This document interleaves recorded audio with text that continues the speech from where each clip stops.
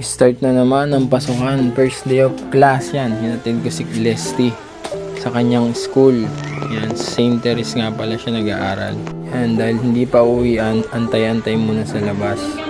Ayan na, pasok na raw, sabi ni teacher. Ayan, napapasok na sila. Mapapalaban ito si Leslie, yung mga classmate niya, English eh. Pero okay lang kasi matututukan dito si Leslie. Baka pag tapos ng school year, English eh. Ayan.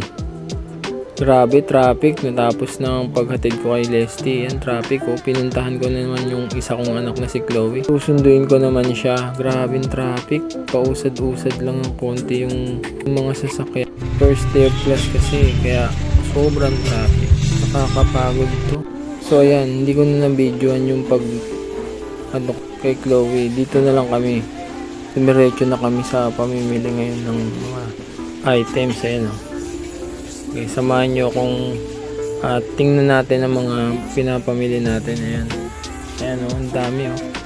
Dito nga pala to sa Emilus kami namili. Ayan. Mura pala yung Lay Mineral. Grabe. 19 pesos lang, 1.5. Ayan guys o. Kita nyo. Konti lang yung papamili natin kasi yung oras natin masyadong maiksi. Kaya magmamadali tayo.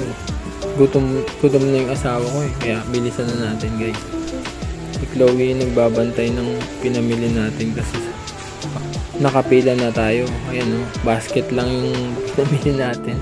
Yung mga kulang-kulang lang yung bibili natin para mas mabilis.